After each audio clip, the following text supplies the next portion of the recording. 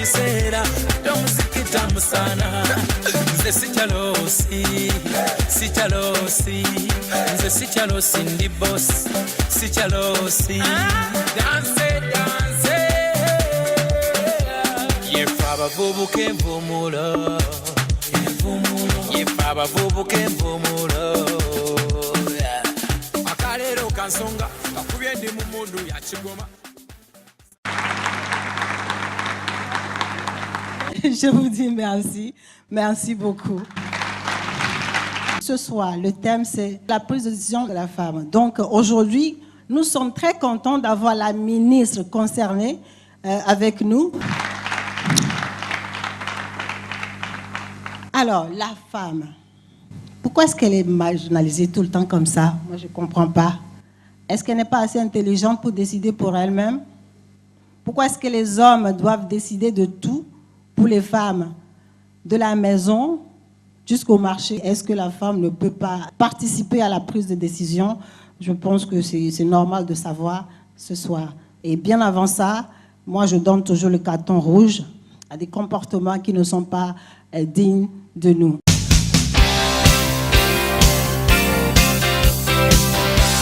La discrimination de la femme mérite un carton rouge. Pour cela, je donne un carton rouge à la discrimination de la femme.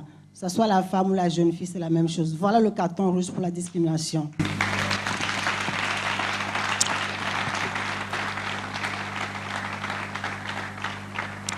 Maintenant, je vais vous présenter mes invités. Pour commencer, je vais inviter Madame Kafoui Pega, ancien député, s'il vous plaît. Professeur de l'université, deuxième vice-présidente de l'université de Lomé. Soyez le bienvenu, madame. Deuxième invitée, c'est madame Epiphanie Oumé, coordinatrice GFD2, s'il vous plaît.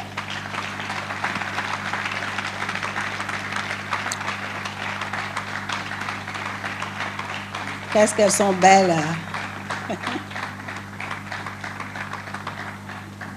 Troisième invité, c'est M. Alpha Boukari, attaché à la division de l'art, culture, expert consultant et coordinatrice leadership management. Soyez bienvenue. Merci. Pour finir, Madame la ministre de la Femme, Madame Dédé Akoué, ministre de l'Action sociale, promotion de la femme.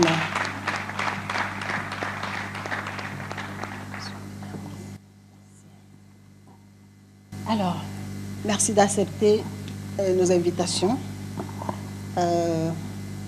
Moi, ça me fait chaud au cœur de voir tout ce beau monde-là m'entoure pour ce show qui défend la femme. Et donc, avant ça, on va suivre le portrait d'une femme.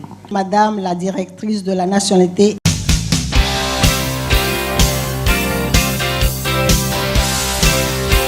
Il est révolu ce temps où l'on pensait que seuls les hommes étaient capables d'exercer de hautes fonctions dans l'administration publique. Au Togo, en tout cas, la capacité des femmes à occuper des postes de responsabilité et à assumer pleinement leur rôle n'est plus à démontrer. Parmi ces femmes battantes, le parcours de Madame Koboya Chamdia Kwacha est un cas d'école. Je suis Madame Koboya Chamdia Kwacha. Je suis titulaire d'un bac 2, bien évidemment, d'une maîtrise en droit et d'un diplôme de l'ENA, option magistrature. Et ma carrière a véritablement commencé en mars 1996. Et mariée et mère de famille. Et si l'on jetait un coup d'œil dans le passé pour ausculter les premiers pas de l'actuelle directrice du Sceau de la nationalité et de l'identité civile? J'ai eu ma maîtrise en droit en 1992. Et en 1993, je suis rentrée à l'École nationale d'administration. Et en 1995, je suis sortie de l'école nantie de mon diplôme de l'ENA, option magistrature. Et ma carrière a véritablement commencé en mars 1996. Lorsque le destin veut s'accomplir, le hasard cède la place à l'opportunité. Le choix de carrière de celle qui fut surnommée Madame la Présidente est révélateur d'un destin tout tracé. Je suis magistrate simplement du fait de mon destin. Lorsque j'étais en classe de seconde, j'avais joué dans une pièce de théâtre le rôle de présidente de la cour d'assises.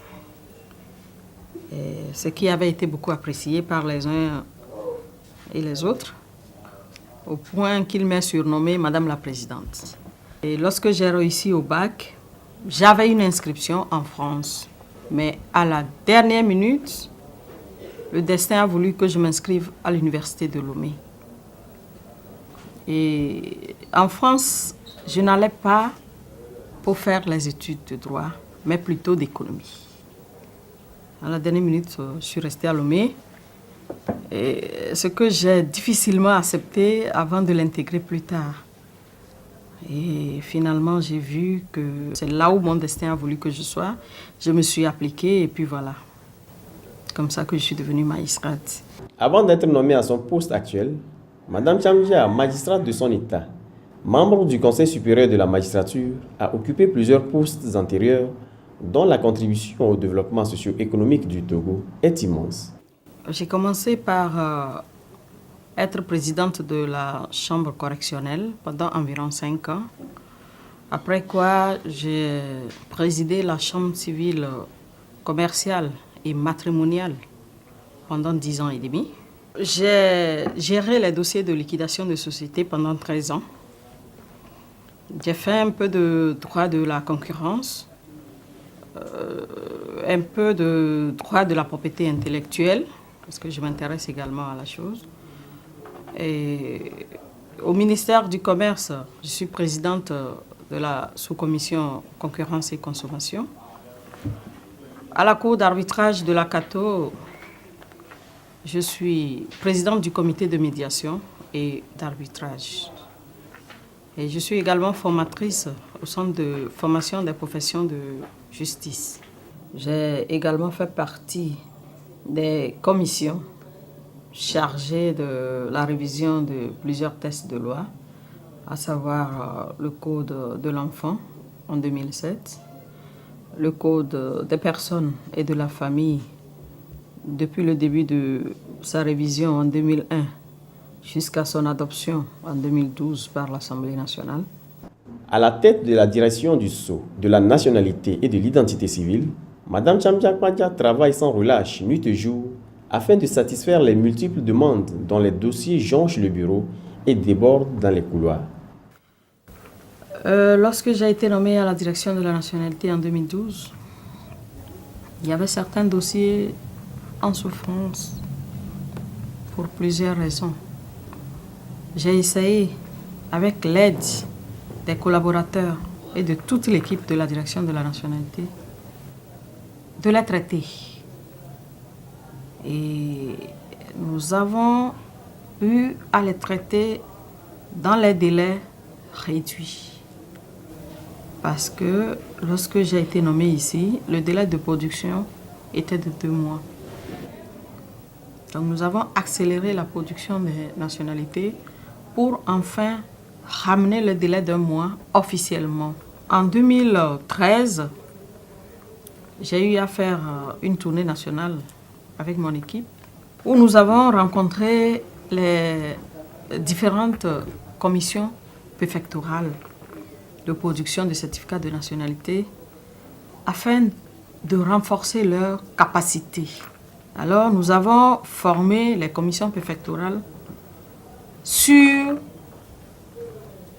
la procédure de traitement des dossiers. Le nombre de rejets a sensiblement diminué. Écoutons donc la directrice sur les critiques des citoyens à propos de l'établissement des certificats de nationalité. Il y a des fois où les raccourcis deviennent plus longs que les lignes droites. Les procédures sont là. Les dispositions sont prises. Mais qu'est-ce qui se passe? Nos concitoyens se disent parfois qu'ils n'ont pas le temps et ils confient le dossier à X ou Y. S'il y a des anomalies dans le dossier, X ou Y peut ne pas donner la bonne information. Il peut donner un mauvais conseil et comme on est en matière de pièces, celui à qui, ou du moins celui qui lui a confié le dossier, va peut-être courir, au lieu d'une annulation, aller faire une reconstitution et vice-versa. Mais quand le dossier nous parviendra, nous allons le rejeter. Et ça partira alors au service contentieux où le demandeur devrait venir s'expliquer. Si, entre-temps, il avait donné une mauvaise information dans un dossier qui nécessite des rectifications, le temps que les rectifications soient faites, 2 ou 3 semaines encore pourront s'écouler. Donc, nous exhortons nos compatriotes à venir faire les dépôts eux-mêmes. Magistrate courageuse et éprise de justice, d'une apparence rigoureuse et inflexible, Madame Chamdia est une femme joviale et une directrice beaucoup appréciée par ses collaborateurs. Depuis que la directrice est à la tête de notre service, nous avons enregistré un changement notable sur le plan travail et puis sur le plan comportement. C'est la seule responsable qui travaille plus que ses collaborateurs. Parce que pour fournir les dossiers à traiter, elle est obligée de travailler pendant la nuit au moment où nous dormons. C'est en 2012 qu'elle est arrivée à la direction de la nationalité et ce n'est qu'en 2014 qu'elle a eu droit à son congé annuel. Comment arrive-t-elle à concilier une carrière professionnelle assez assidue et une vie de famille équilibrée? J'essaye d'être présente tout en étant absente dans mon foyer. Je m'explique. Si je dois m'absenter pour un temps, je prends des dispositions pour que cette absence n'ait pas trop d'effet sur ma vie conjugale. Je dois quand même essayer d'être un modèle aussi, même dans mon foyer. Surtout que j'ai des enfants. Il faudrait qu'ils apprennent que malgré le niveau d'instruction élevé, on peut avoir les pieds sur terre et faire ce que toute femme ferait à la maison. La grandeur d'âme et la sérénité accomplie qui caractérisent la native de la Kosa lui semblent venir de ses parents qui constituent pour elle des modèles. J'ai vu mon père être serein dans toutes choses. Quelles que soient ses difficultés, il prenait toujours la vie du bon côté. Et j'ai eu beaucoup d'admiration pour lui. Ma maman a toujours été à ses côtés. Quand nous l'avons perdu en 2007, nous avons beaucoup souffert. Mais quand nous trébuchons et nous pensons que notre père a peut-être eu à vivre plus que ça, mais est resté serein, nous nous relevons tout de suite et nous continuons notre marche.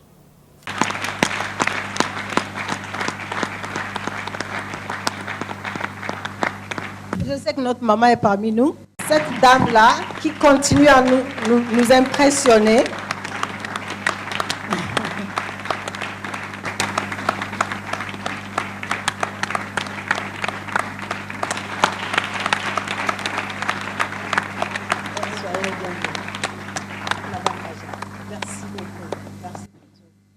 Symboliquement, Karine Shaw vous offre cette rose.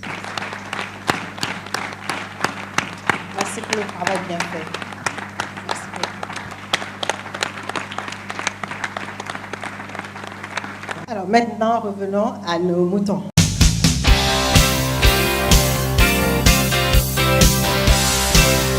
Madame la vice-présidente, je peux tout simplement dire Madame la présidente. Quelle place occupe la femme dans la société traditionnelle? La femme a toujours eu sa place dans la société traditionnelle. Et ça dépend de à quel niveau on se situe.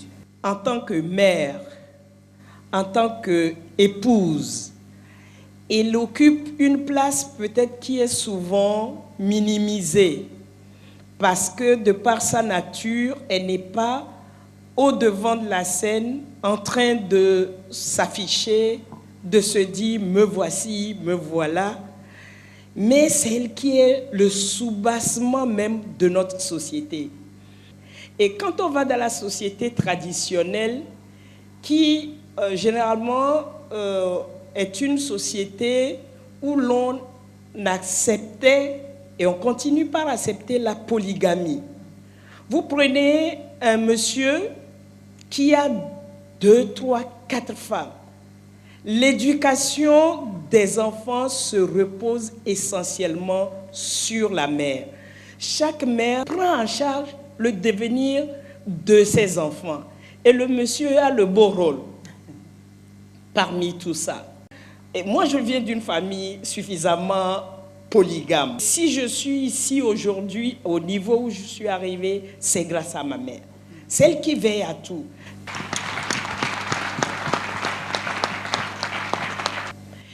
Et quand vous prenez la structure de nos familles, les femmes sont en arrière-plan, mais c'est elles qui font tout. Le monsieur, quand il tourne, il revient, c'est vers l'épouse. C'est elle qui est la conseillère. C'est elle qui joue un grand rôle. Mais nos coutumes et traditions font qu'elle est toujours repliée. Donc, elle joue un rôle capital dans nos sociétés traditionnelles, même si elles ne sont pas aux avant-gardes de cette société-là. Ça c'est bien dit, c'est bien expliqué. Moi, je vais poser la question à Madame Gomé pour savoir la place qu'occupe la femme dans la législation togolaise. La femme togolaise, elle a sa place. Même si ce n'est pas visible, elle joue un rôle clé. Et je pense que le législateur togolais, je vais aller plus loin, le constituant togolais, n'a pas négligé ce rôle clé que joue la femme. La constitution togolaise, dans ses articles 2 et 11, établit les mêmes droits à l'homme et à la femme. Hommes et femmes sont égaux en droit.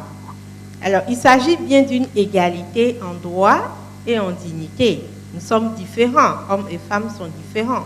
Mais en termes de droit, en termes de respect de la personne humaine, nous sommes égaux. Et dans notre législation, nous avons la Constitution qui prévoit ce principe d'égalité. Notre Constitution, elle est extraordinaire en ce sens qu'elle intègre toutes les conventions internationales qui assurent la promotion, la protection des droits fondamentaux. À ce titre, nous avons la Déclaration universelle des droits de l'homme qui prévoit aussi le principe de l'égalité entre hommes et femmes. Et par rapport à la participation, il y a certaines de ces dispositions, notamment l'article 21, qui insiste sur la participation de la femme aux instances de prise de décision. Et au-delà de la déclaration, nous avons les pactes civils et politiques, le pacte relatif aux droits économiques, socio-culturels, qui renforce ce principe de l'égalité entre hommes et femmes. Et pour tenir compte de la spécificité femme, nous avons des tests tels que la CEDEF, la Convention sur l'élimination de toutes les formes de discrimination à l'égard de la femme, qui réaffirme le droit à la participation de la femme. Au niveau régional, nous avons le protocole relatif à la Charte africaine des droits de l'homme et des peuples qui renforce également les droits politiques et civils de la femme en tenant également compte de la spécificité de la femme africaine.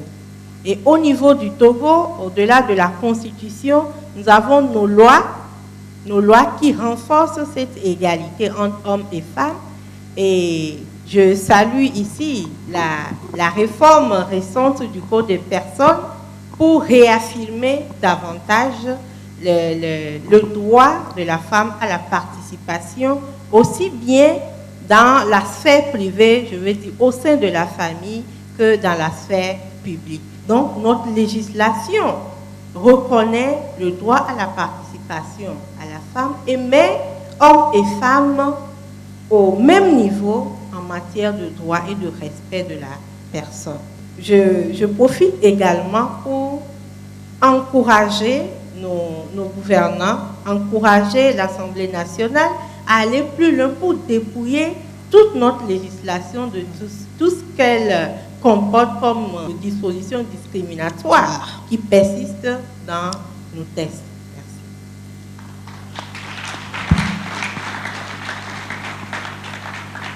Alors, on parle de la femme avec du caractère. Donc, on va suivre une femme leadership après et on revient. La femme aujourd'hui a toutes les capacités, comme les hommes, pour parvenir au sommet de la hiérarchie.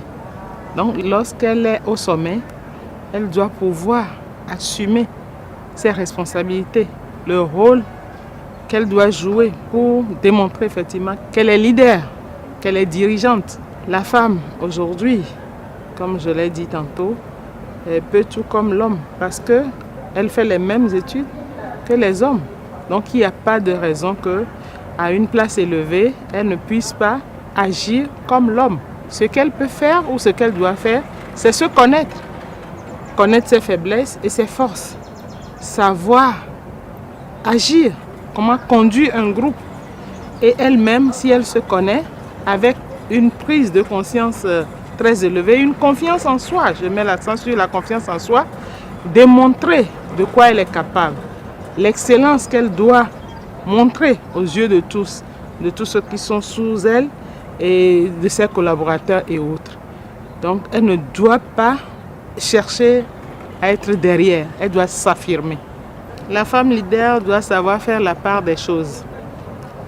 Lorsqu'elle quitte son bureau, où elle est cadre supérieur, chef, et qu'elle rentre à la maison, elle doit savoir que la maison n'est pas le bureau n'est pas la maison. Elle doit faire déjà la part des choses. Au bureau, elle est cadre supérieur, elle est chef, elle a des collaborateurs ou des collaboratrices. Elle doit savoir que dans le cadre du service, pour que le service marche, elle doit adopter un certain comportement pour que tout aille bien. Par contre, au foyer, elle est la femme. Si nous venons dans nos lois sociales aujourd'hui, le Togo vient de modifier son code des personnes de la famille pour mettre l'homme et la femme sur un pied d'égalité. Cela ne veut pas dire que la femme doit, parce qu'elle est chef au service, elle est leader au service, brimer son mari. Non, elle doit comprendre que c'est mon mari, c'est mon égal, c'est une personne humaine comme moi et je dois la traiter comme ma personne. Je ne peux pas m'accepter, me brimer. Donc, raison de plus, je ne dois pas brimer l'autre. Je dois le respecter et le mettre là où je dois le mettre, dans le foyer. Il faut qu'il y ait le respect mutuel entre hommes et femmes et ça va.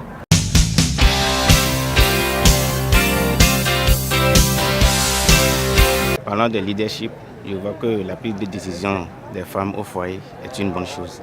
Je vois que c'est une bonne chose parce que nous voyons que dans plusieurs pays, certaines femmes gouvernent. Par exemple, prenons l'exemple de l'Allemagne et ses consorts. Souvent dans la société, c'est les garçons seulement ou bien c'est les hommes seulement qui dominent. Ben, elles doivent se battre pour être au même diapason que les garçons. Aujourd'hui, on proclame l'égalité et on veut être comme les hommes. Si tu veux qu'on te considère, tu ne produis rien de potable, comment on peut te considérer? C'est comme tu veux vendre quelque chose et le plat que tu as présenté n'est pas potable. Comment tu peux attirer des clients? Non, ça ne peut pas. Il faut que le salaire qu'on donne à l'homme, on donne ça aussi. Il faut qu'on travaille pour y arriver. Ce n'est pas gratuit. Si nous disons que nous sommes des hommes avec grandes tâches, vous faites tout ce que les hommes peuvent faire aussi. Vous pouvez me faire mieux. Parce qu'il y a des femmes qui peuvent faire beaucoup de choses, plein de choses que les hommes ne peuvent pas faire. On doit se battre pour être égal à l'homme. Il ne faut pas qu'on baisse les bras. On doit se battre comme les hommes et aller devant. L'homme va travailler, moi aussi je vais travailler. Ce n'est pas que je vais regarder l'homme seulement parce que je suis au foyer. C'est l'homme seulement qui va fournir tout. Aujourd'hui, si l'homme paie l'eau, moi aussi je vais payer courant parce que nous sommes égaux. Il travaille, moi aussi je travaille. Ce n'est pas ça qui va faire que je vais commander l'homme parce que je sors et il faut sortir. Non, jamais. Il n'y a pas ça. En tant que femme, on doit se soumettre au mec quelque part. C'est intéressant. Quand l'homme achète l'eau, la femme achète.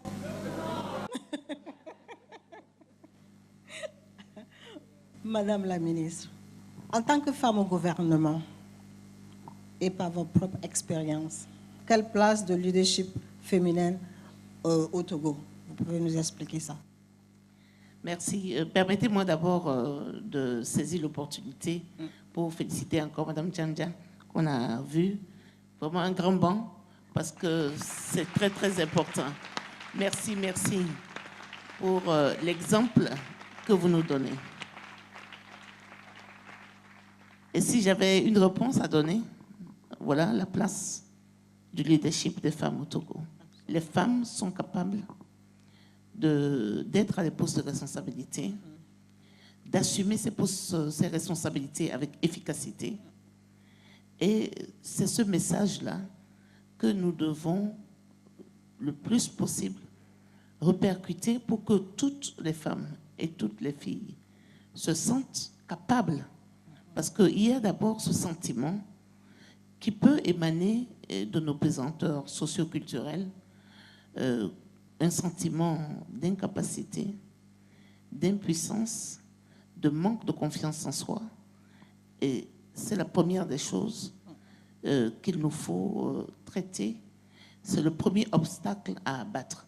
Dans la société togolaise, nous savons que la femme a une contribution à apporter. Elle apporte cette contribution avec beaucoup d'efficacité, de sacrifice, je dirais d'ingéniosité pour sa famille.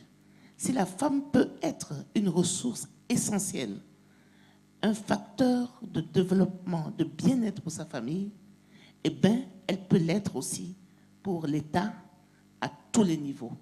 L'important, c'est que, on développe cette confiance en soi, et ensuite, nous savons que nous devons travailler à renforcer les capacités des femmes. Pour moi, la femme togolaise a une place de choix dans notre société. Et heureusement que ce n'est pas qu'une idée personnelle.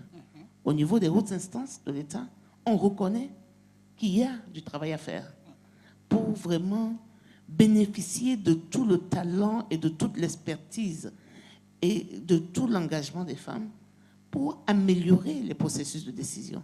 C'est dans ce sens-là que nous avons fait le forum dont Madame la vice-présidente a parlé, un forum sur le leadership professionnel des femmes.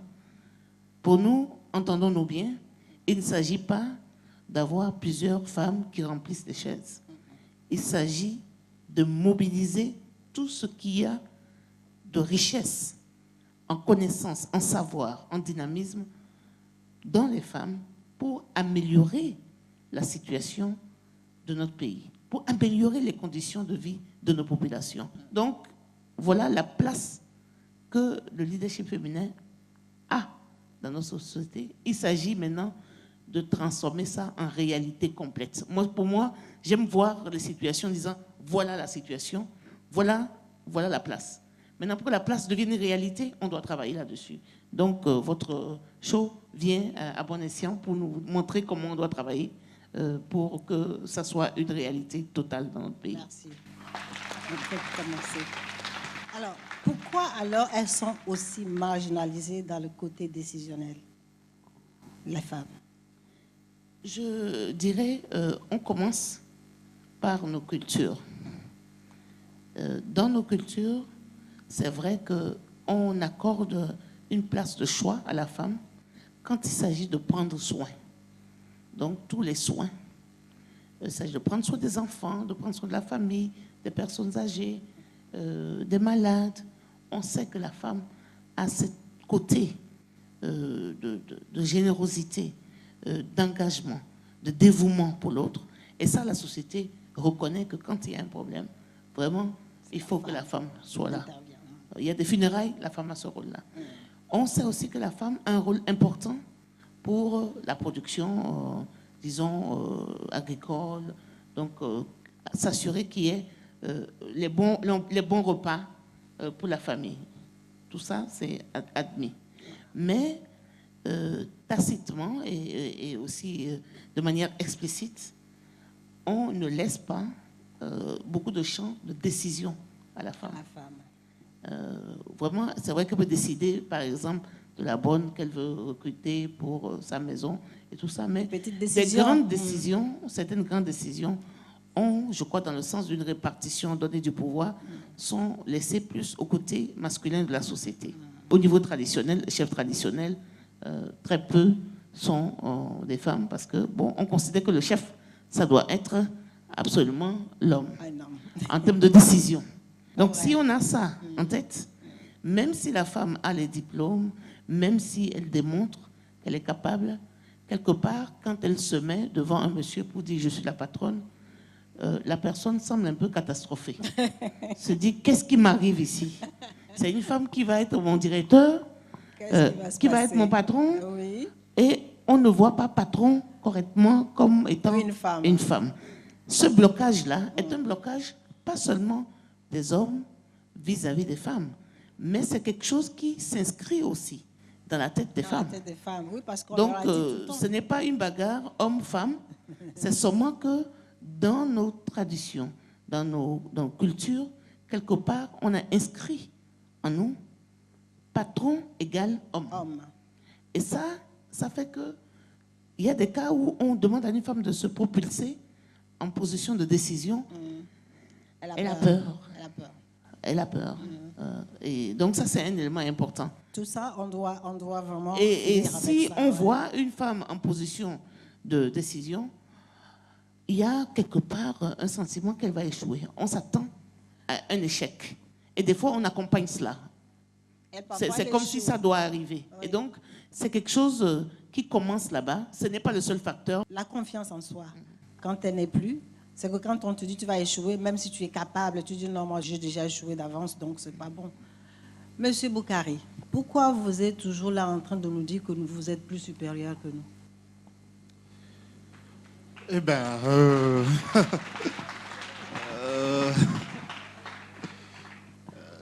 déjà, je suis très en minorité sur le plateau.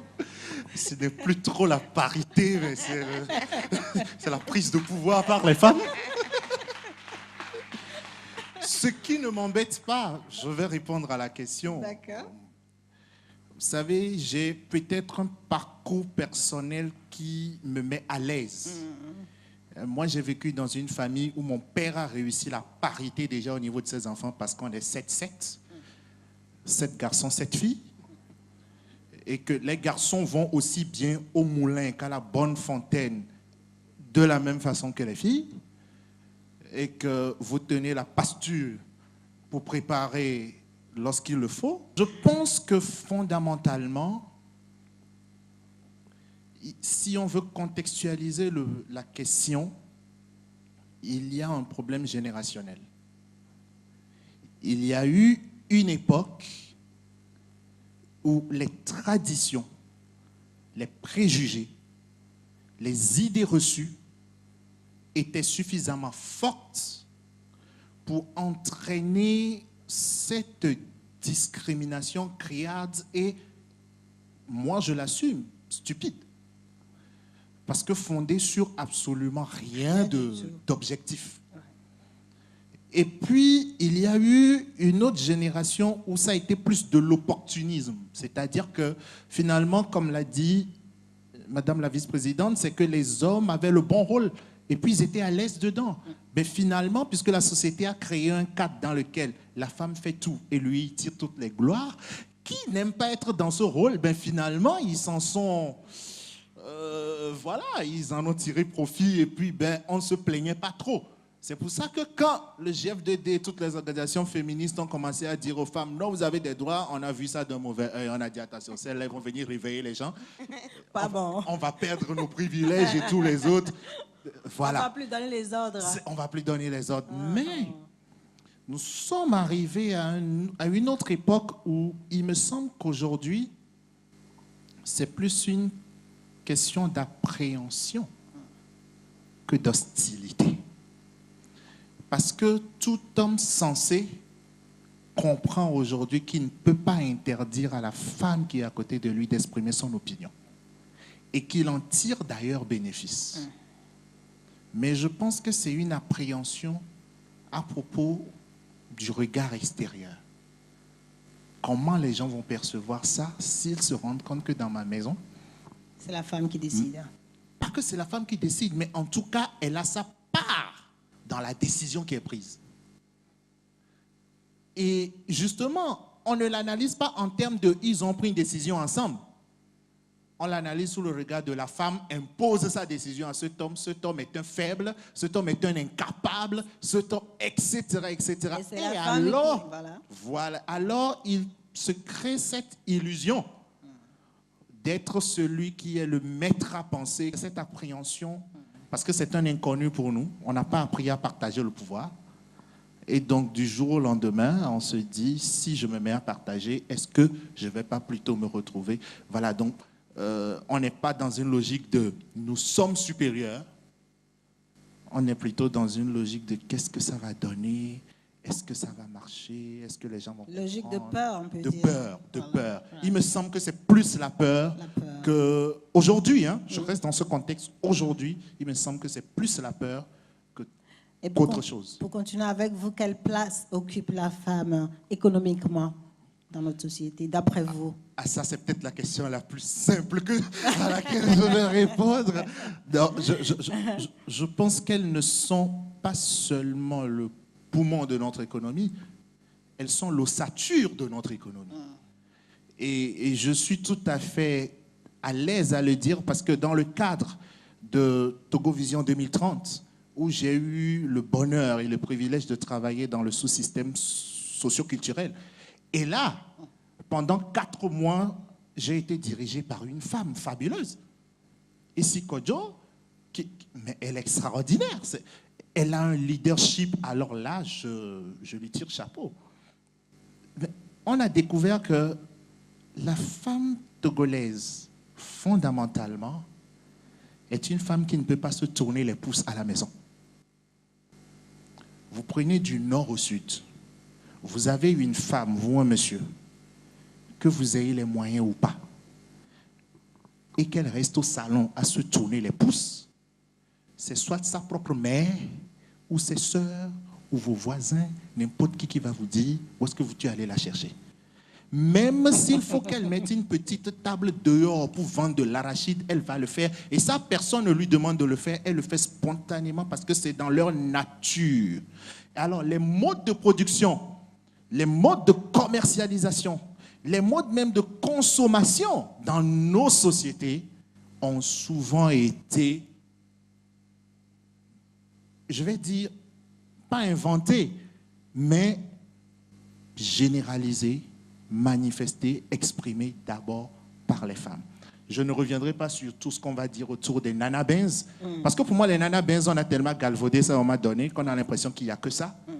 Il n'y a pas que les nanabins. Avant les nanabins, lorsqu'on parlait du commerce du sel, je remonte là au 15e et au 16e siècle, vous aviez déjà des femmes qui étaient dedans. Toute la région de Sokodé, en montant, et même en descendant vers la région méridionale, vous avez des femmes qui sont au cœur de l'axe commercial. Alors franchement, l'économie. Maintenant, le problème, c'est qu'elles ne se sont pas retrouvées rapidement dans le secteur formel de l'économie. Elles sont plus restées dans ce secteur informel parce que quoi? Leur activité tendait d'abord, et ça c'est aussi un trait caractéristique positif d'un côté qui leur a desservi par endroits, elles pensent d'abord à la famille. Elles n'entraient pas dans ces activités dans le but de produire des richesses personnelles pour se couvrir de gloire. Et je dis souvent la preuve, même les nanabins qu'on a eu au fait de leur gloire dans les années 70 n'ont pas construit des châteaux. Elles n'ont pas laissé d'immenses villas extraordinaires. La plupart ont investi dans leurs enfants. La plupart ont investi. Voilà. Et donc, souvent, c'était ça. Et avec la colonisation, lorsque l'économie a été formalisée, malheureusement, il y a eu ces critères d'alphabétisme, voilà, de scolarité, tout ça, qui sont venus malheureusement les desservir. Parce que éjectées de ce système, ou très peu inscrites dans ce système, elles n'étaient donc pas majoritaires. Et ce sont les hommes qui se sont encore retrouvés dans les grands commerces, dans les grandes sociétés, etc., etc. Même si derrière eux, en général, quand ils arrivent à la maison, c'est la femme qui leur donne toujours les idées des bons placements à faire. Parce qu'au fait, c'est elle qui connaît le système. Bien sûr. Voilà. Ce sont des femmes d'affaires.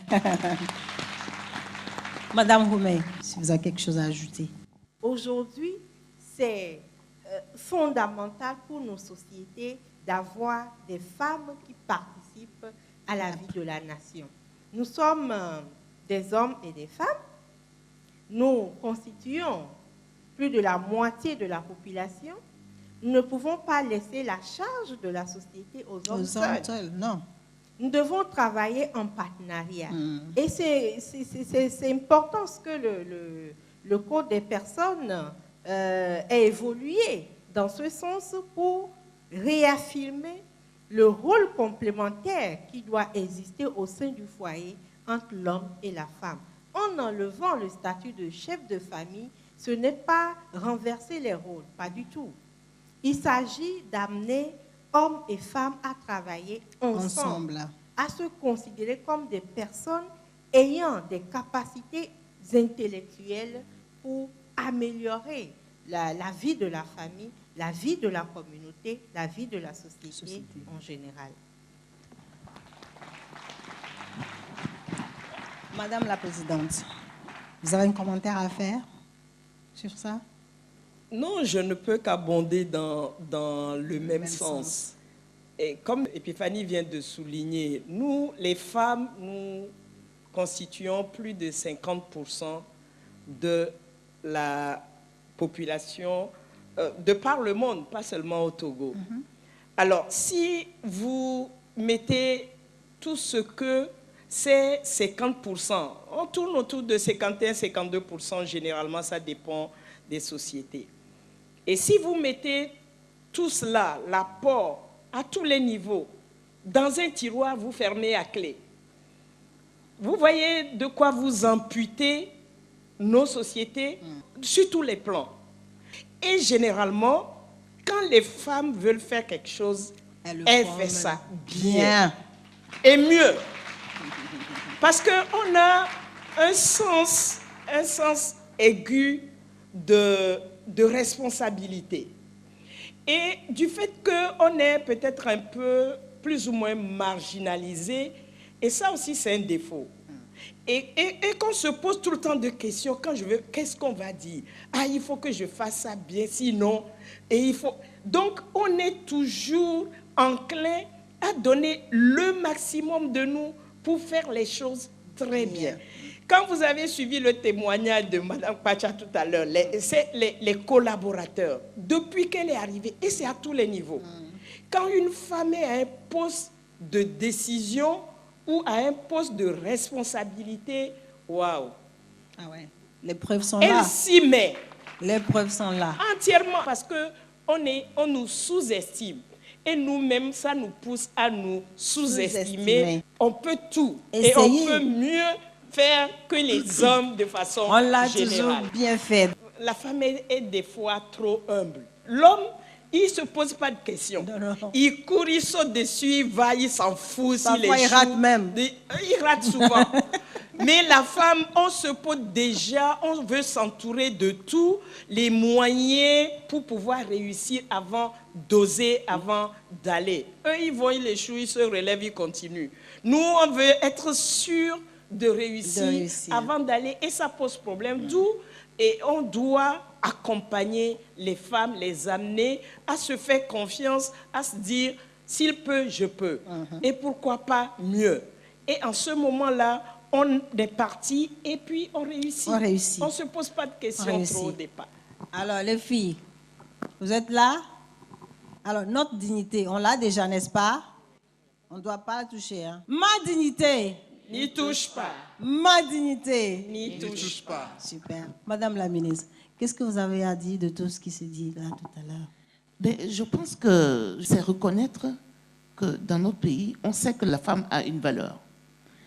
Il nous faut nous assurer, comme Madame la vice-présidente l'a dit, que tout ce que la femme a de ressources soit utilisé à tous les niveaux de notre société.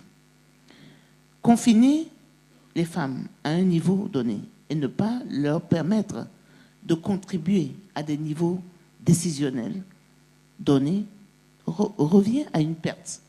Madame la vice-présidente l'a dit ici. Évidemment, je profite de l'occasion pour dire qu'elle a été très formidable dans la facilitation du Forum national de leadership professionnel que nous avons eu. Je vous prie de l'applaudir. Vraiment. C'est extrêmement important pour nous de dire, nous avons une opportunité à saisir. C'est le moment pour nous de nous dire, qu'est-ce qu'on peut faire? Parce que pour nous, constater, dire quelle est la cause du problème, tout ça, c'est un élément, c'est bien. Mais ce qui est plus important, c'est de passer à l'action. Et donc, pour cette action, on sait qu'il nous faut arrêter de penser encore à cette question de femmes qui ne peut pas, il y a une infériorité. Je suis contente et je reconnais, comme l'a dit tout à l'heure l'invité à ma droite ici, qu'il y a une évolution. La nouvelle génération est plus ouverte. Ouais. Mais il y a encore quelque chose qui reste derrière la tête. Il faut qu'on soit très clair et qu'on dise à nos garçons et à nos filles, vous êtes égaux. Cela amènera les filles à pousser, à ne pas penser qu'elles sont inférieures, donc elles doivent faire en dessous. Par rapport à au leadership, aujourd'hui, si nous avons très peu de femmes à des postes de décision, nous devons encourager ces femmes à avoir confiance en elles.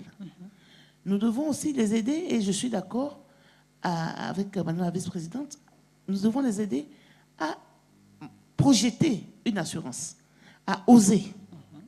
Parce qu'il est dit que, c'est pas seulement au Togo, hein, que quand on lance un appel à candidature, en général, une femme lit et veut être sûre qu'elle remplit toutes les conditions, même les dépasse, avant de déposer sa candidature. Et un homme lit, il est à 30%, il dit « je dépose pour voir ». Donc, là, il y a déjà, il faut prendre le risque. Il faut avoir l'audace. Et donc, c'est des éléments qui viennent aussi avec la formation. Naturellement, dans le jeune âge, il y a cette différence qui est faite et où la fille n'est pas trop encouragée à aller trop loin en prise de risque. Donc, il nous faut travailler sur ces comportements qui permettent d'être efficaces et pour être peut-être à des postes de responsabilité. Capacité, c'est aussi important. Je ne veux pas sous-estimer le rôle de l'éducation. Ça ne veut pas dire qu'aujourd'hui, on n'a pas de femmes qui puissent arriver. Aujourd'hui, nous avons la possibilité d'avoir plus de femmes à des postes de décision, pourvu qu'on lève certaines des pesanteurs. Mais nous devons continuer à élargir le vivier de femmes qui ont une très bonne éducation. Je souhaiterais, sur ce point précis, dire quand même quelques mots. Ça peut susciter polémique, ce que je vais dire. Vous savez, la femme est le canal privilégié de transmission. Nous l'avons dit ici, son rôle dans l'éducation. Mais je pense que nous avons manqué un épisode dans notre pays. Lorsque vous suivez l'évolution des formations professionnelles, quand vous prenez la première génération parler des femmes des époques de l'avant-indépendance et des femmes de la génération qui a suivi tout de suite la première décennie post-indépendance, vous avez des instruments d'inculcation de la société qui étaient très forts. À la maison, la famille était forte. Les parents sont présents. À l'école, il y avait de la rigueur et de la discipline. Au service, il y avait de la discipline, la sanction et tout ce qui pouvait suivre. Et puis, nous avons eu l'époque trouble des années 90, où, en même temps, parce que ça, c'est le facteur exogène, nous entrions aussi dans une époque d'ouverture sur l'extérieur, renforcée avec la révolution des médias dans les années 96, 97, etc., jusqu'en 2000. À cause des troubles sociaux politiques, vous aviez les familles qui étaient en crise dans notre pays. L'école était en crise, la famille était en crise. Nous sommes rentrés dans cette ère d'ouverture sans que toute cette génération de jeunes qui existaient dans cette époque-là, filles comme garçons, ne soient effectivement préparés à faire face à cette chose. Vous avez vu toute la java qu'on a eue dans ce pays quand on a eu pour la première fois Saint-Valentin. Moi, je me rappelle dans un établissement scolaire des élèves qui sont allés voir le directeur de l'établissement pour lui dire qu'à l'occasion de la Saint-Valentin, ils ont préparé quelque chose. Les garçons vont adresser des lettres aux filles et que c'est la direction qui va se charger de faire passer les lettres. Le directeur, il est tombé des nues. Il dit, moi, en plus, un établissement confessionnel. Le directeur saisit les lettres, il ne transmet pas. Vous savez ce que ces élèves ont fait le lendemain? Ils ont boycotté l'hymne national.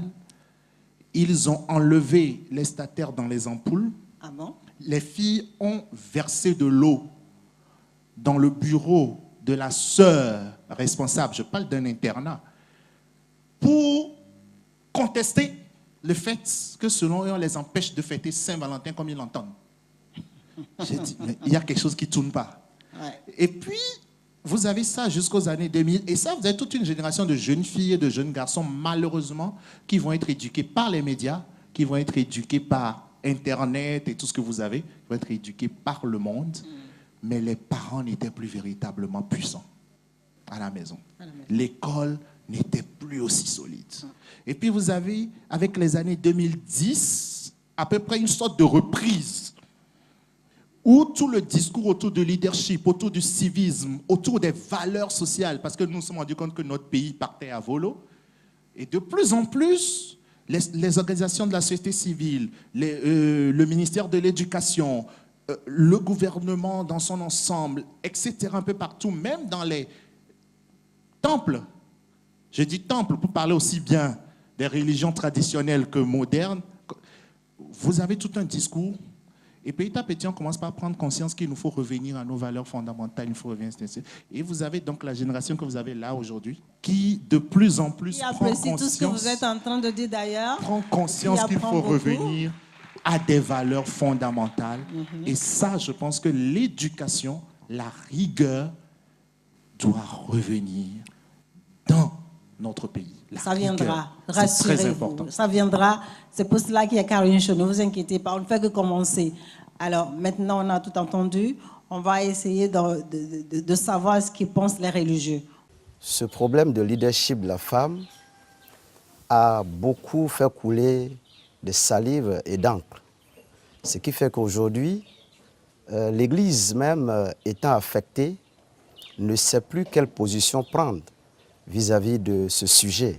La femme, créée tout comme l'homme, a des potentialités, a des qualités qu'il ne faut pas négliger. Toutefois, la Bible dit que les choses doivent se passer dans l'ordre.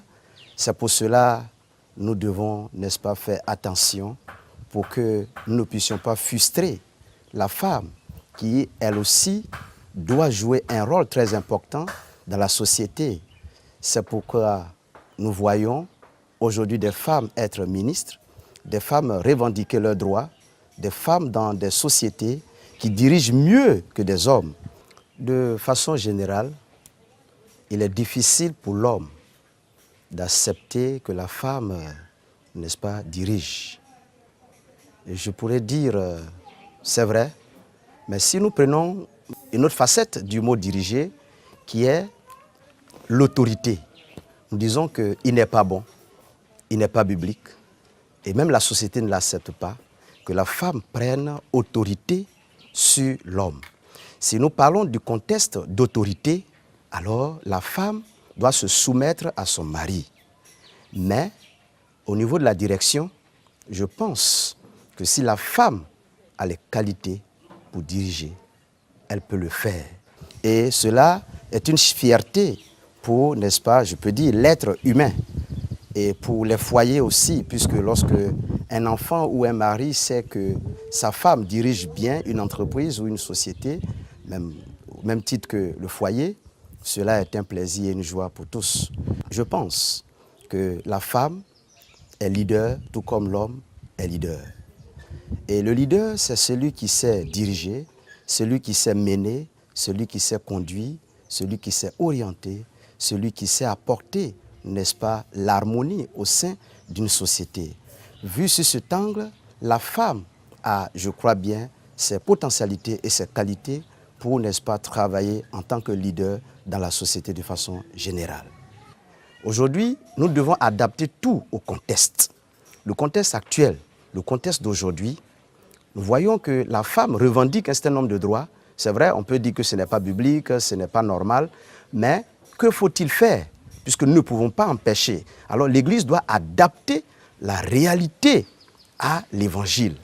Voilà comment nous pouvons, n'est-ce pas, sauver l'Église aujourd'hui. Au nom d'Allah, le tout miséricordieux par essence et par excellence, eh bien, la femme a droit de décision.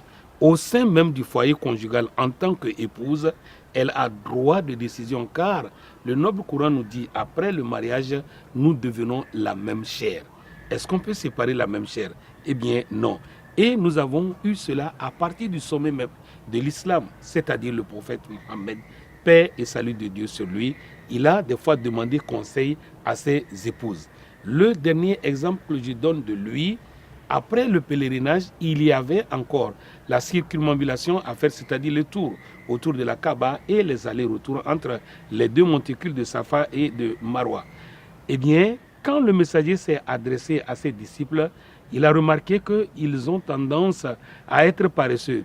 Alors il a tourné pour dire à sa femme, j'ai l'impression que mes disciples veulent refuser ce que je dis.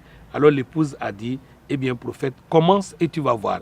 Quand il a commencé, à peine quelques minutes, tout le monde s'est levé et on l'a suivi. Vous voyez les exemples que je donne qui prouvent que la femme a droit à la parole. En tant que fille, en tant que femme et en tant que femme qui est un enfant, c'est-à-dire une mère. Quand l'enfant aussi veut épouser ou veut se marier, la maman aussi a droit à la parole pour l'aider à faire le choix. Est-ce qu'elle a droit à une profession? Eh bien, si je peux répondre haut et fort, j'allais vous dire oui.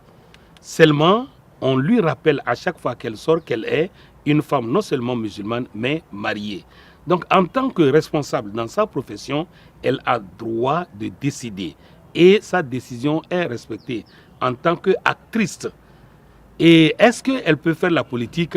Je réponds également haut et fort par oui. Elle peut être présidente d'un parti politique, elle peut être présidente d'une république, que ce soit une république laïque ou une république islamique.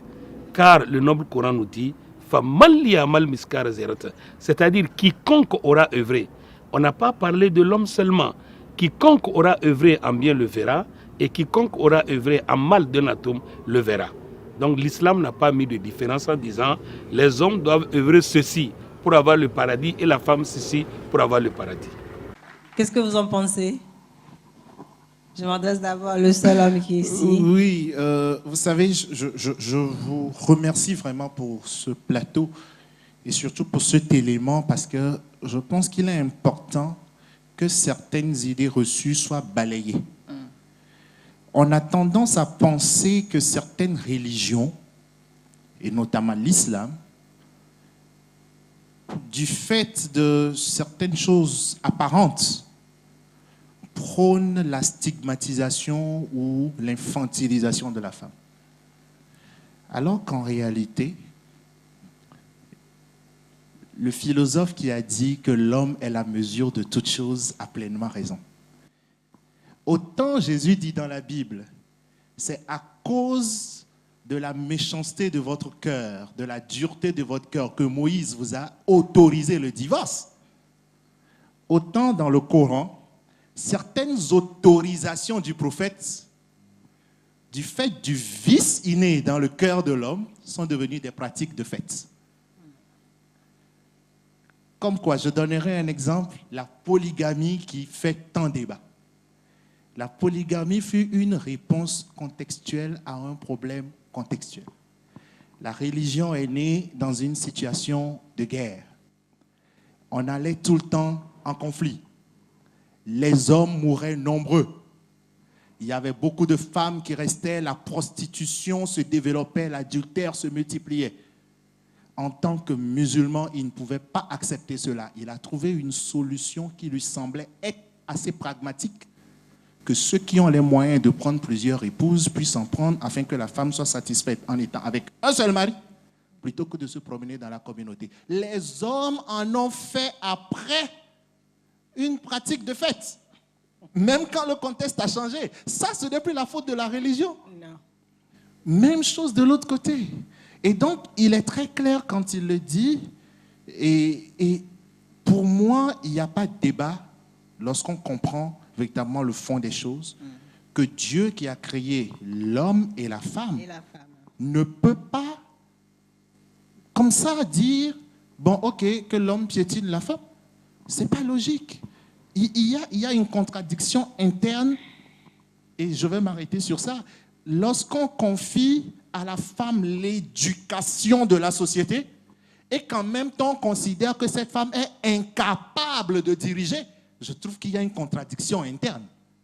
Je ne sais pas si vous voyez ce que je veux dire. Non, il y a un problème. Oui, et il faut que de plus en plus on laisse tomber notre égoïsme et qu'on commence à devenir objectif. Madame Woumé, est-ce que vous avez quelque chose à dire d'après ce qu'il venait d'expliquer concernant le reportage? Alors, je dirais que c'est vraiment important d'associer tout le monde, tous les acteurs à ce débat-là. Parce que généralement, on se cache derrière des dispositions bibliques pour expliquer la marginalisation, la discrimination qui sont faites dans la société à l'égard de la femme. Et voilà des hommes religieux, des leaders religieux qui essaient de nous démontrer qu'en réalité, il n'en est rien, que c'est des réponses qui ont été données à des situations données. Maintenant, quitte à nous qui vivons une époque nouvelle, de tenir compte des besoins de nos sociétés, il est suffisamment démontré qu'aujourd'hui, aucune famille, aucune communauté, aucune société, aucun État ne peut vivre heureux en laissant de côté la femme. Aujourd'hui, il n'y a aucune famille qui puisse vivre avec les revenus du seul père de la famille. C'est devenu indispensable. Donc, laissons de côté ces considérations et prendre à cœur la réalité des choses. La réalité des choses. La réalité des choses, c'est que les femmes, nous avons besoin des femmes pour construire nos familles dans l'harmonie. Nous avons besoin des femmes pour construire des économies fortes pour le développement. C'est dans ce contexte que je vais poser la question à Madame la ministre. Qu'est-ce que le gouvernement est en train de penser pour le leadership féminin au Togo? À propos du leadership féminin, d'abord, je crois que c'est important d'indiquer que le président de la République a déjà exprimé sa volonté d'accompagner notre pays vers la parité. Donc, la parité homme-femme. Et ça, c'est un élément important. Parce que vous avez besoin d'une vision au plus haut niveau. Et cette vision qui doit galvaniser tout le monde pour qu'on aille vers cet objectif-là. Et donc ça, c'est intégré déjà dans notre code électoral où le principe est établi. Qu'on encourage les partis politiques à présenter des listes qui soient paritaires dans l'ensemble. L'autre élément qui est fondamental, avant les élections législatives, bien avant cela, il avait été dit, et moi j'étais au ministère du Plan et au ministère de la promotion de la femme, ensemble on devait travailler pour mettre en place un programme de formation des femmes en politique. Donc ce programme a été élaboré et a été mis pour exécution au niveau du PNUD, avec le financement très important de l'Union européenne.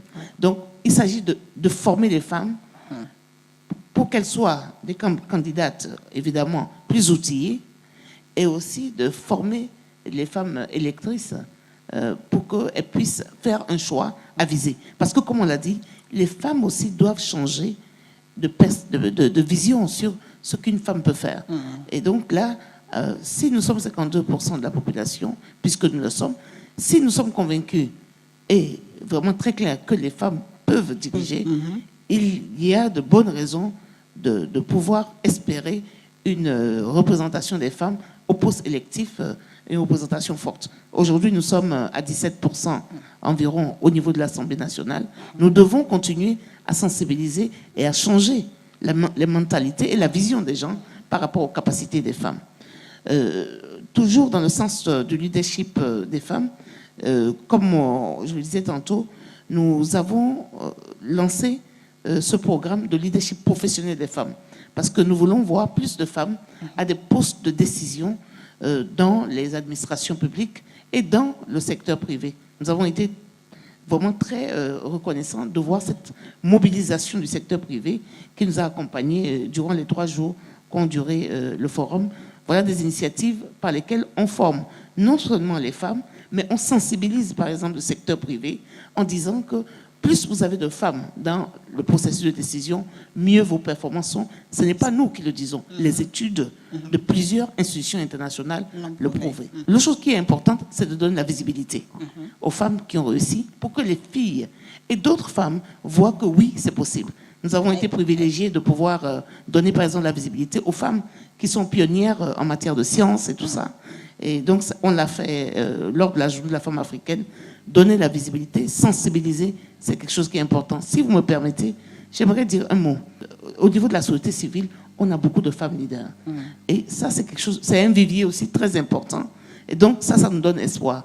Madame Fanny, ici, Oumé, est une des femmes qui travaille vraiment beaucoup à ça. À travers son organisation. Nous l'utilisons beaucoup, puisque le ministère de la promotion de la femme travaille vraiment étroitement avec la société civile et je crois que on a de bonnes perspectives. Voilà. Très bien. Ça vous a plu ce que madame a dit? Alors, on va passer aux questions.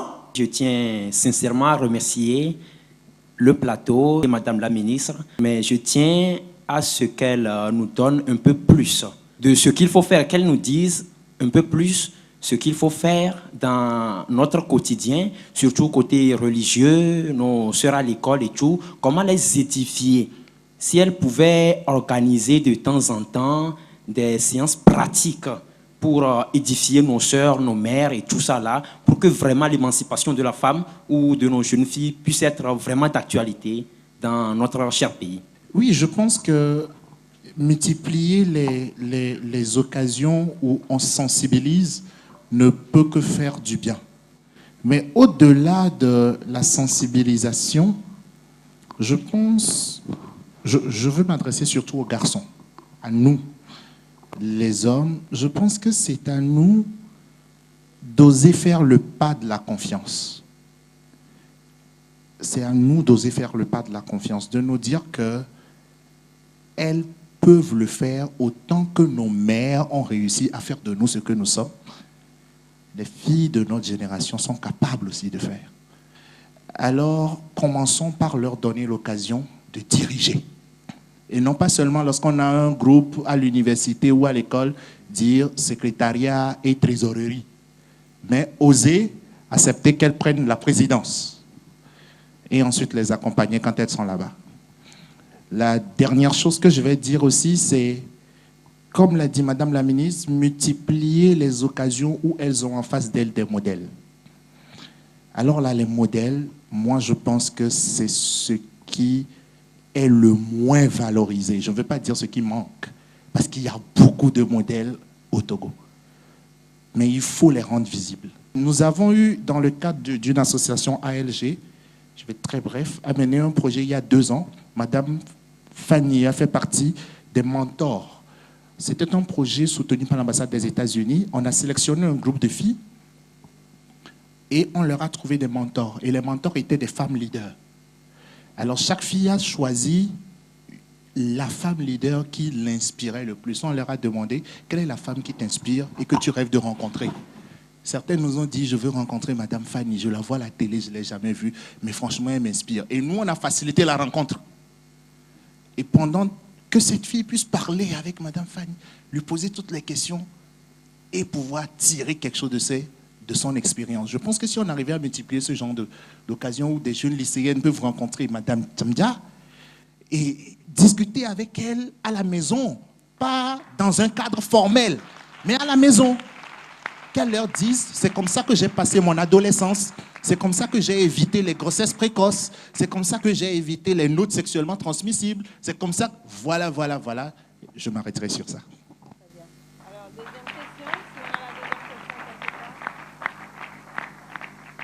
Donc, on va donner des conseils aux filles et on va passer aux conclusions. Je vais commencer par Madame la Présidente. Merci. En matière de conseils, il faut d'abord que les filles aient une vision de leur vie. Qu'est-ce que je veux faire de ma vie? Ça commence par là. Si vous allez à l'école, vous ne savez pas ce que vous voulez. Si vous êtes dans l'apprentissage, vous ne savez pas ce que vous voulez. C'est que vous ne pouvez pas aller loin. Il faut donc d'abord se faire une vision de là où l'on veut aller et avant de chercher comment y arriver. Ça passe par le fait qu'on doit croire, donc avoir confiance en soi et chercher à faire le chemin et ne pas refuser les obstacles automatiquement parce qu'il y en aura toujours. Mais quand on a une vision, quand on veut, je veux faire ceci, quand on se prend en charge, il n'y a pas de doute qu'on puisse réussir. Donc, tout passe par l'éducation. Donc, pour devenir vraiment leader et apporter quelque chose de sensible, au-delà de ce que on est toujours dans un système patriarcal où, pas que ce soit la maison, que ce soit les églises, que ce soit les religions, nous font toujours comprendre que nous ne pouvons pas y arriver, nous ne sommes pas faites pour ci, pour ça. Mais quand on se fait confiance soi-même et on se dit, je peux arriver, je vais y arriver, on y arrive toujours. Madame Oumé, s'il vous plaît. Merci. Alors, je dirais qu'à l'endroit de la jeune fille, ce que la grande sœur vient de dire, je ne peux que renforcer cela. Aujourd'hui, lorsque vous interrogez la plupart des jeunes filles, elles ne savent pas là où elles vont. Ça voudrait dire qu'il y a un problème. Ça voudrait dire que nous n'accompagnons pas assez nos jeunes filles à avoir un projet de carrière. Donc, c'est important que nos jeunes filles aient ce processus d'élaboration d'un projet de carrière qui commence par la détermination d'une vision claire pour sa vie. Dans 5 ans, où est-ce que je veux être? Dans 10 ans, je veux aboutir à quoi? Les modèles femmes, elles sont là. Il faut les mettre en lumière pour qu'elles inspirent d'autres jeunes. J'ai l'habitude de dire, la femme est une créature presque parfaite. Mais il y a un grand défaut en la femme, c'est qu'elle oublie ce qu'elle vaut. La femme a de la valeur. La femme a beaucoup de compétences. C'est facile à une femme de faire plusieurs choses à la fois. La femme, elle est multitâche. La femme, elle est enceinte, elle est capable d'aller travailler lorsqu'on veut. On a la volonté, on peut. Mais chères sœurs, chères jeunes filles, nous avons de la valeur et nous avons beaucoup à donner à notre monde. Et essayons de marquer notre présence sur cette terre. Nous le pouvons. Merci. Monsieur Boukari, je vais vers vous maintenant. Il est très difficile de rajouter des choses à tout ce qui vient d'être dit, mais en 2 points. Le premier point, je vais encore titiller mes chers amis les religieux. Alors, vous voyez, en islam, un fait fondamental, c'est grâce à sa femme, Khadija, que le prophète a eu l'assurance de la révélation qu'il recevait. Parce que quand l'ange est venu le visiter pour la première fois, il s'est demandé si c'est un ange ou un démon. Il est allé demander conseil à sa femme. Et c'est celle-ci qui lui a dit par quel moyen il pouvait vérifier.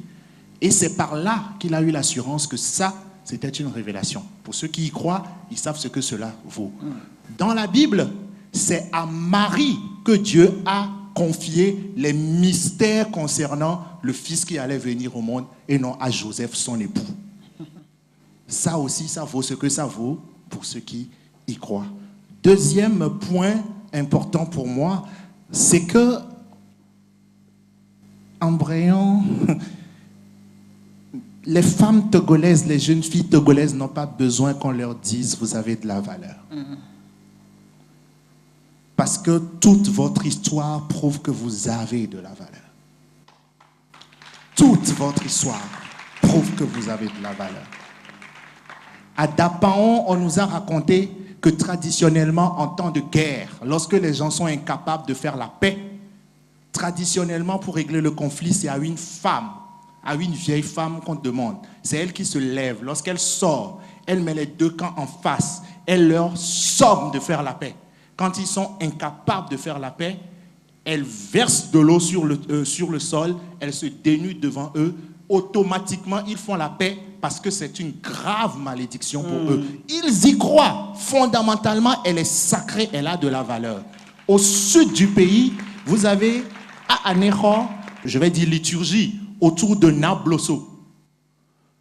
C'est elle qui apporte la paix, la fertilité, c'est elle le ciment de la société, quel que soit l'individu, que vous soyez membre biologique de cette communauté ou pas, toutes les bénédictions de cette femme, lorsque les libations sont faites, sont versées pour toute la communauté. La femme demeure, comme Léopold Sédar Senghor l'a dit, femme nue, femme noire, terre sur laquelle je verse des libations.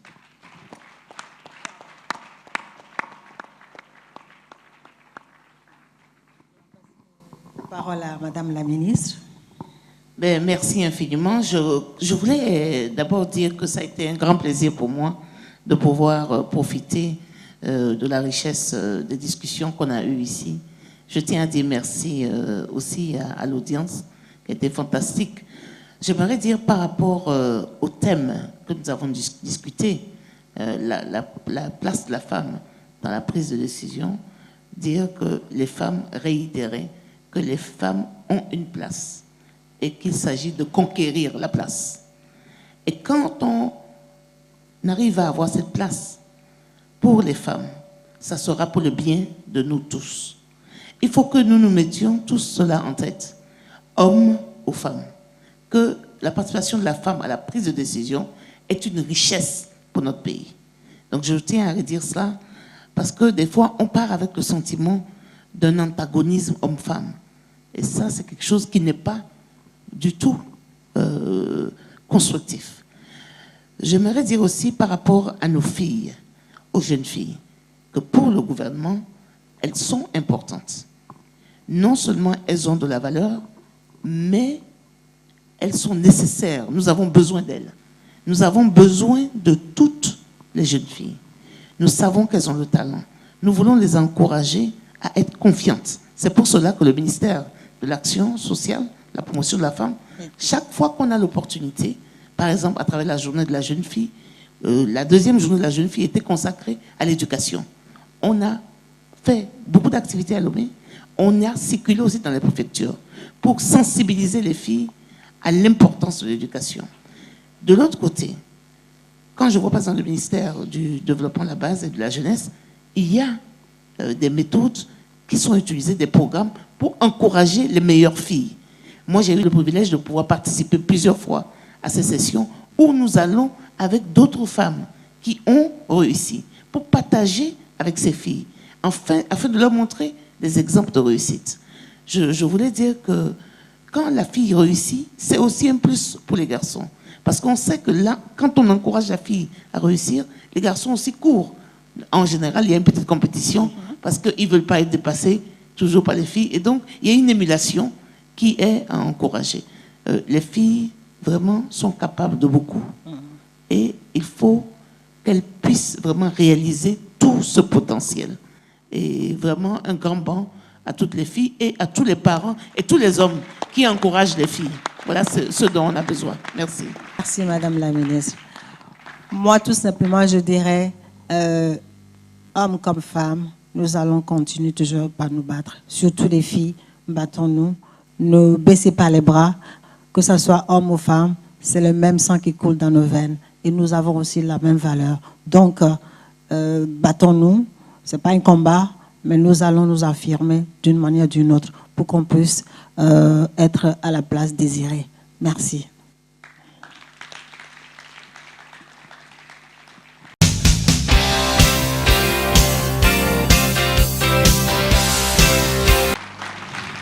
Merci, merci. Elle est vraiment belle. Ça là, c'est Mtingbe, hein? C'est ça? Bonjour. Ça va? Assois-toi. Alors, dis-moi tout. Tu étais là-bas, tu avais tout suivi. Qu'est-ce que tu en penses brièvement? Je pense que c'est vraiment bien, surtout le sujet, c'était très pertinent. Je trouve que la femme, en fait, moi personnellement, en toute objectivité, je dirais que la femme, c'est le pilier de toute famille. Donc, bravo, merci pour ce thème-là. Voilà. D'accord. Mais j'aime bien le morceau de Ntingbe là. Comment est-ce que tu es arrivée là? Justement, les femmes sont souvent bafouées dans les couples. Donc je me dis, ok, tous les hommes, ils sont là. Je vais voir ailleurs un peu, je reviens te voir. Reste là, attends-moi. Donc je dis, ça marche pas ça comme ça. Ça marche pas comme ça. Ah ben c'est très bien. Comment vous êtes arrivée à la chanson en fait? C'est juste une inspiration qui m'est venue comme ça en studio. En fait, c'est pas une histoire vécue par Senza, mais j'ai plein de personnes qui ont vécu ça autour de moi. Donc je me suis dit, ok, pourquoi ne pas chanter ça? Pourquoi ne pas chanter ça?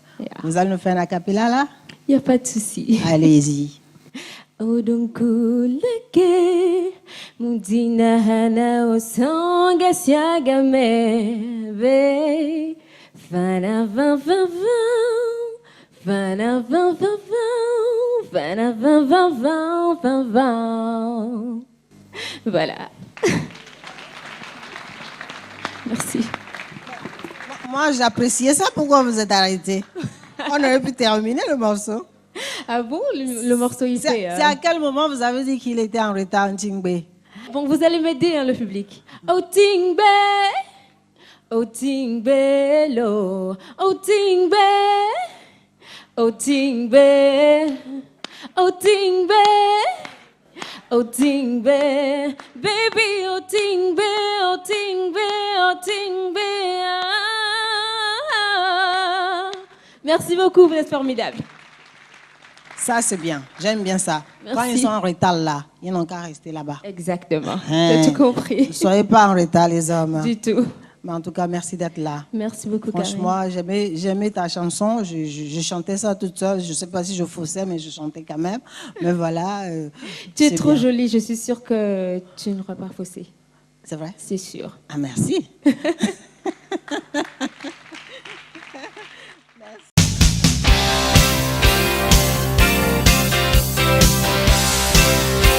Le chemin qui unisse les cœurs relève le plus souvent d'un heureux hasard. Et lorsque le rêve devient une réalité, le destin s'accomplit. C'est vraisemblablement le parcours de vie de monsieur et madame Chico.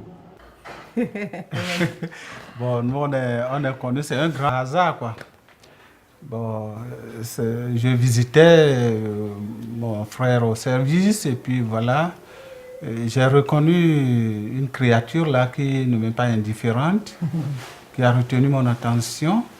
Et je me suis rendu compte qu'au fait, c'est pour la énième fois que je vois cette fille-là et que je me suis dit, mais c'est une fille qui n'est pas mal.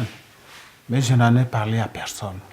Mais le hasard a fait qu'un jour, elle a besoin de quelque chose et que la chose-là se trouvait avec moi et que mon frère a demandé, mais je peux vous le procurer chez un frère. Et après, on s'est rendu compte que c'est la créature qui retenait mon attention, qui en avait besoin. Et j'ai demandé quand même à connaître cette personne-là. Et je me suis retrouvé nez à nez avec cette créature que j'ai toujours vue passer, et que j'ai une fois encore vue devant les bureaux de mon frère. Et c'est comme ça que les choses ont commencé. C'était en 1980. Ça s'est vite passé, hein? Déjà en 1981, je lui ai déjà déclaré mon amour. La rencontre a été vraiment miraculeuse. C'est-à-dire que je travaillais dans une société au niveau de Baie, puisque je suis souvent malade. Un jour, j'ai demandé la permission d'aller à l'hôpital. Donc, je devais me rendre au CHU. Donc, comme je ne connais pas là où je devais prendre le taxi pour aller. Je longeais la route, j'ai rencontré un jeune homme qui est sur sa moto. J'ai dit, ah frère, est-ce que vous pouvez me remorquer pour me déposer à l'hôpital? Il a répondu, ma moto ne remorque pas une fille, donc va là-bas de l'autre côté. Il m'a indiqué là où je dois prendre le taxi, donc c'était comme ça. Un autre jour encore, je l'ai vu à la poste, il portait la même chemise. Son frère est notre chef. Il m'a demandé, bon, que voilà ces comprimés-là que mon frère il a demandé. Et voilà, j'ai pris le comprimé. Et après tout, il m'a invité chez lui. Et c'est là que la route a commencé. Et un jour, il m'a demandé, est-ce que tu es chrétien? Il dit, oui, mes parents se sont mariés à l'église, mais moi, je ne veux plus parce que je suis chez mon frère. Donc c'est... Il a dit, aimerais-tu faire la catéchèse? Il dit, oui, je peux faire la catéchèse. Et il lui restait seulement une chose, c'est d'aller à l'église comme moi. De 81 à 83 déjà, mai 83, le 21 exactement, un samedi, on s'est mariés à l'église. Ce jour de samedi 21 mai 1983 reste pour monsieur et madame Tchiko un meilleur souvenir. De ce couple viennent au monde 6 enfants, 4 filles et 2 garçons, et plus tard 2 petits-fils. Comme dans tous les couples, la vie de famille n'est pas un long fleuve tranquille. Des hauts et des bas, le couple Tchiko en a vécu les 5 premières années. Au début, c'est très bien. On vivait paradis sur terre. Donc après le premier enfant, deuxième, il y a des difficultés ont commencé. Pas en dehors, mais dans notre couple. Puisque je devais s'occuper de l'un, de l'autre, et puis les tâches ménagères, tout ça là. Donc, tantôt, je m'énerve parce que je pensais avoir une domestique, mais Manuel avait refusé. C'était notre difficulté entre nous. Mais quand même, on arrivait à gérer grâce à notre père spirituel, père à son âme, qui n'est plus s'appelle Père Paco. Chaque fois, on allait chez lui, il nous aidait dans la prière et des conseils. Les difficultés sont arrivées déjà 4 à 5 années après. Mais avec les deuxième, troisième enfants. Et puis voilà, je trouvais que je dépensais aussi trop pour le foyer. Je devrais me donner, me sacrifier. Elle aussi s'énervait parce qu'elle a trop à faire. Et c'était dur, mais grâce à la prière et l'accompagnement, nous avons pu passer cette étape. Et voilà, nous sommes devenus un peu jeune couple, mais quand même un couple qui paraît pour les prêtres salésiens à l'époque, comme un couple pilote. Oui, après la tempête vient le beau temps. Emmanuel et Marie-Louise se sont donc engagés sur une vie professionnelle très religieuse qui les conduisit en Europe, puis dans plusieurs autres pays d'Afrique pour des formations diverses. Je travaillais comme comptable à la société, la librairie Bon Pasteur, mais j'ai dû demander une mise en disponibilité pour que tous les deux on puisse aller se former. C'est comme ça que nous sommes allés nous former à Fribourg en Suisse pour cette formation, tout d'abord théologique et puis pastorale. C'est la pastorale qui nous enseigne comment accompagner les couples. Donc c'est au niveau de la pastorale qu'on devrait suivre d'autres cours à Paris. Et comme nous étions sur une paroisse qui appartenait aux Salésiens, nous sommes aussi intéressés par les activités des jeunes et les enfants. Nanti de solides expériences dans la vie religieuse, le couple décide alors d'être utile sur le plan social et professionnel. Il crée en 1999 le centre d'apprentissage professionnel Sainte Marguerita. Et un jour, puisque j'avais des machines à écrire, moi-même je suis secrétaire de formation, donc j'ai demandé aux jeunes si quelqu'un veut apprendre à frapper à la machine, qu'ils viennent vers 1h25 francs. Donc c'est de cela que la formation a commencé. Les jeunes venaient 1 heure, dedans 25 francs, ils payent. Et un jour, il y a une parmi les jeunes a demandé, maman, s'il vous plaît, j'aimerais faire cette formation pour devenir secrétaire comme toi. Donc c'est là, bien dit, bon, appelez ton papa et ta maman. Ses parents sont venus, on a discuté. Et c'est là que nous avons commencé. Elle était la première jusqu'à la fin de sa formation, 9 mois. Et depuis 1998 à ce jour, le centre continue. On a ajouté le transit. L'informatique, nous avons ajouté en 2001. Donc en 2002, il y a l'électricité qui s'est ajoutée. Donc on a continué jusqu'à maintenant. On forme les jeunes pour qu'ils ne restent pas naïfs là dans le village pour dire qu'ils n'ont rien à faire. Non, s'ils savent faire quelque chose, ils sauront se débrouiller. Et ils nous le montrent même, comme ils se prennent en charge, ils aident leur famille, ils fondent leur famille, ils évoluent aussi. Ça fait seulement une quinzaine d'années, mais ce qu'ils nous montrent là, ça nous réjouit beaucoup. Malgré leurs multiples occupations, le couple Tiko trouve toujours un temps pour l'éducation de leurs enfants, ou presque. Pour l'éducation des enfants, je dirais que nous avons déjà un plan, un canevas que nous suivons. Et tout ce qu'on leur dit, ils font tellement que nous nous permettons même de partir tous les deux. On revient tout juste d'une retraite d'une semaine au foyer de charité d'Alédio. Mais ils sont là. Il y a des choses que je peux dire de notre papa. Je dis ça ne colle pas. Des fois, je peux dire, il nous envoie plus. Il nous donne plus de travail. Tu ne finis pas. Un, il te donne l'autre. Donc, là aussi, tu ne peux pas faire vite et retrouver tes cahiers pour apprendre. Du côté de notre maman, elle nous aide du côté financier. La maman nous aide à accomplir les tâches que papa nous donne. Ils ne sont pas aussi libres. Nous restons parfois seuls à la maison. Ça fait une semaine que papa et maman sont partis pour aller donner des éducations aux jeunes. Et même, je peux dire, l'année passée, maman aussi n'était pas libre, elle était partie au Kenya, au Congo, partout. Ils sont gentils avec nous. Ils ne sont pas si durs. Les midis, quand je reviens de l'école, je prépare avec maman. Mais quand maman n'est pas là, c'est moi seule à la cuisine. Parfois, mes frères m'aident et mes sœurs aussi. La base d'un couple solide et durable tient à plusieurs ingrédients, autres que l'amour, n'est-ce pas? Nous arrivons à trouver du temps pour nous, pour les enfants. Ce n'est pas affaire de bien matériel qui nous préoccupe, mais le bien spirituel, la personne même.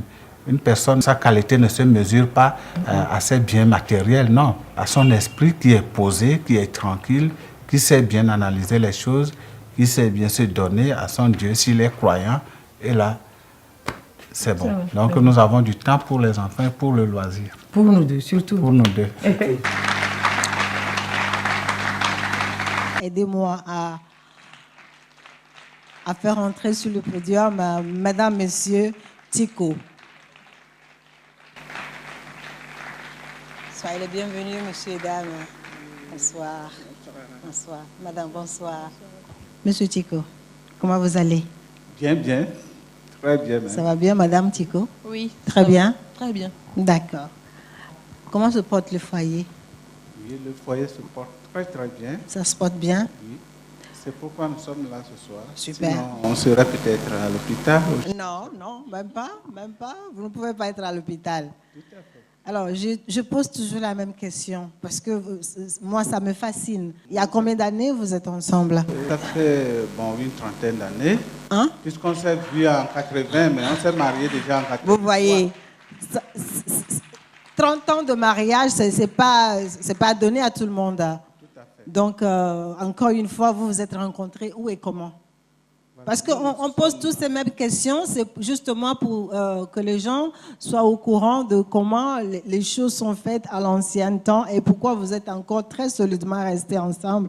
Quel est votre pilier? Voilà. Et comme nous l'avons vu tout de suite, nous nous sommes rencontrés par un grand hasard. On ne savait pas trop pourquoi, mais c'est peut-être que Dieu a tout planifié. Et ce qui est vraiment bizarre, c'est que nous sommes des deux pôles du Togo, tout à fait du sud et de l'autre du nord, de Dapan. Donc, vous comprenez bien. Donc à Lomé, c'est là qu'on s'est rencontrés. À Lomé? Oui, à Lomé. Par 3 fois, je l'ai vue, mais je ne savais pas que c'était pour elle que mon cœur allait battre plus fort.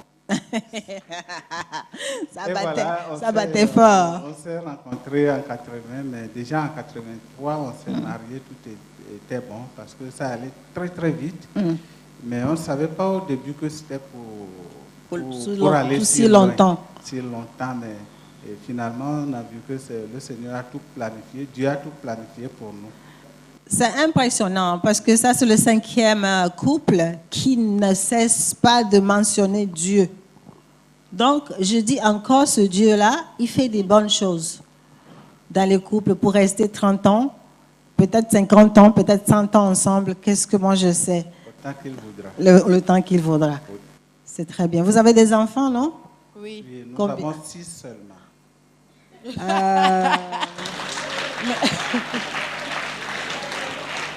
Oui, puisque ça fait la demi-douzaine.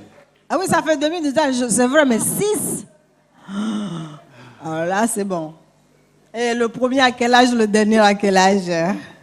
Le premier à l'âge de notre mariage, parce qu'elle est née en 1983 et le dernier n'a que 13 ans. 13 ans. Il y a deux qui sont dans la salle. Ah, les deux sont là, c'est bien. Les deux derniers sont... Alors, vous êtes de la même religion? Parce que Oui. d'apparence, c'est musulman, non? Non? Non, ma mère, elle était musulmane. Uh-huh. Quand elle s'est mariée à mon papa, elle est devenue chrétienne. Chrétienne. Et monsieur est chrétien. Et moi, je suis chrétien. Alors, j'ai cru moi-même, parce que je n'ai pas été initié à la foi chrétienne. C'est au cours de ma jeunesse que, oui, au cours des discussions, je me suis rendu compte que le Christ est vraiment merveilleux. Je l'ai suivi. Et jusqu'à ce jour, je continue par l'aimer plus un jour. Chaque jour qui passe, je l'aime plus que le jour qui est passé. Amen. C'est un gars vraiment... un gars formidable. Quand on arrive à traiter le bon Dieu d'un gars formidable. Comme il est devenu quelqu'un de nous, et puis vous savez, Noël, la rédemption, l'incarnation et la rédemption vont de pair. Oui. Donc, à Noël, il est là et il est devenu quelqu'un de nous et les gens l'ont touché. Et finalement, je dis, mon gars, vraiment... Tu es bon. Sympa, hein? Tu es très bon. Madame, alors vous avez quelque chose à dire sur le monsieur? Parce que ce plateau, c'est un plateau libre. On sabote le monsieur. Il faut dire. Qu'est-ce qu'il fait de mauvais? Emmanuel. Oui, Emmanuel? Oui, je suis là.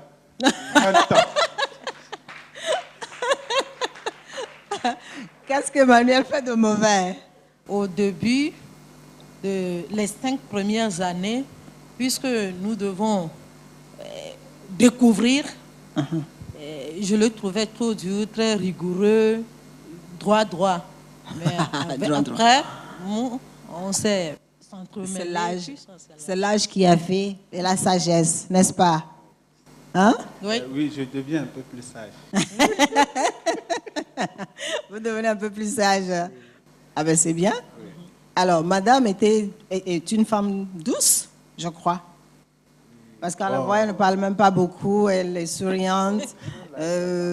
Mais parfois, les apparents peuvent être trompeuses. Voilà, tout à fait, ça vous a trompé. Ah oui, d'accord. Elle parle plus que moi.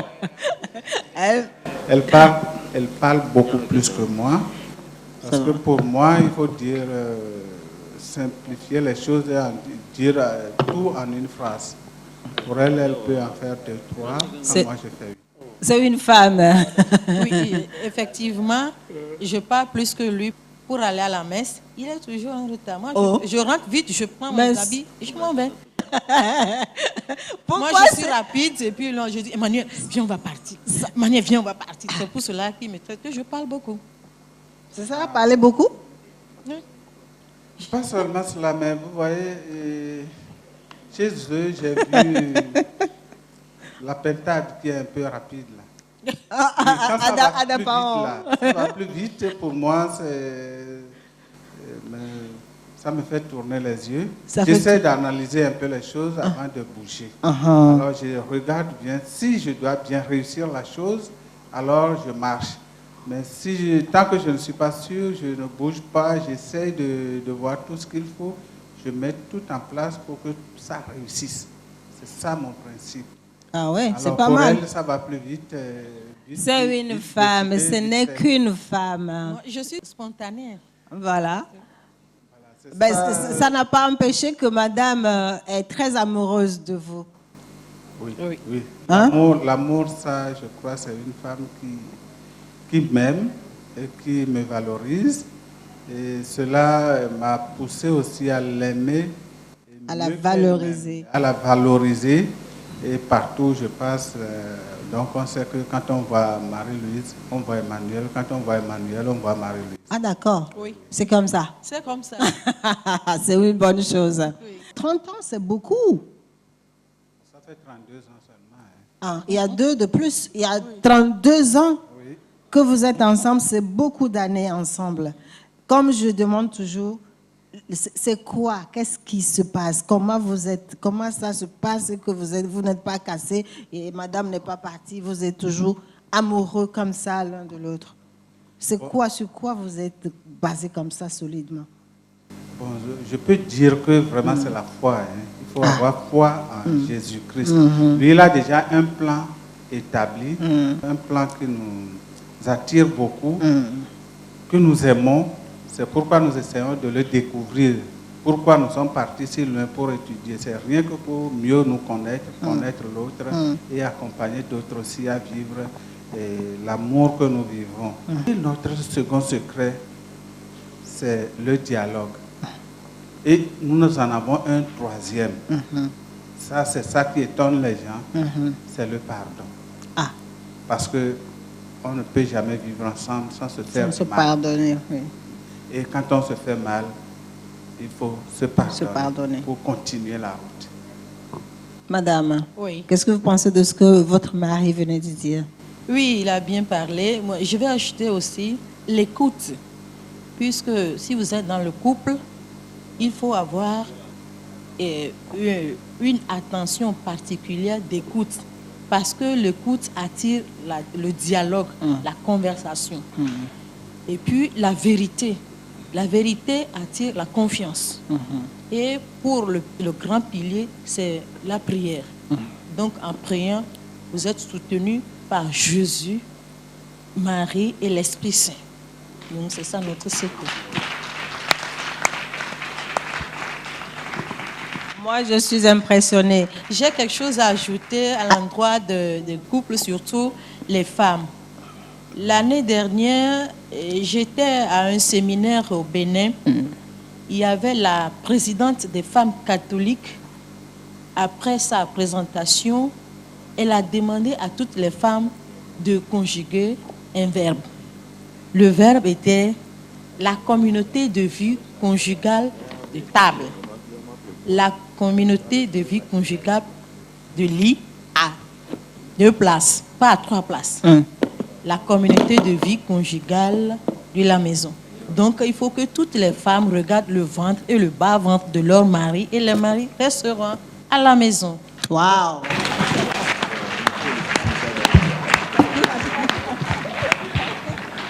On est en train de nous injecter des mots clés qui peuvent faire qu'on peut garder nos maris, nos copains. Les amis, on peut toujours les pardonner. Parce que, encore une fois, c'est confirmé que c'est le pardon, dialogue, l'écoute qui font que les gens sont restés ensemble pendant 32 ans et plus. Je vous promets, la prochaine fois, j'irai chercher quelqu'un qui a fait plus de 32 ans. Maintenant, c'est un défi. Donc, pour ça, je vais vous dire un grand merci pour tous ces petits conseils, ces grands mots que vous nous avez injectés ce soir pour qu'on puisse continuer notre vie et pouvoir gérer nos relations. Pour ça, Caroline Shaw vous offre une bouteille de champagne. Même si vous ne buvez pas, vous allez boire ce soir. Donc, voilà votre champagne qui arrive. Merci à Caroline Shaw. Merci à Caroline Shaw. C'est moi qui vous remercie. Merci d'être là. Donc, on va vous donner votre champagne. Vous allez boire. Ce soir, conjuguons le lit à 2 à la maison. Merci. Merci à Caroline. C'est moi.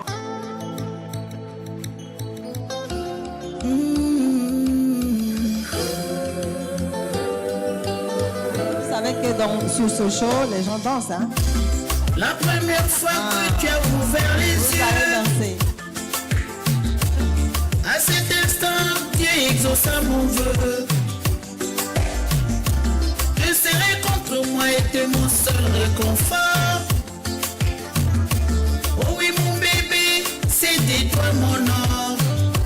Quand est venu le temps où tu as pris ton envol, j'ai prié longtemps pour que jamais tu tombes. Et si jamais t'hésites à réouvrir ma porte, souviens-toi maman t'aimera toujours. Yes.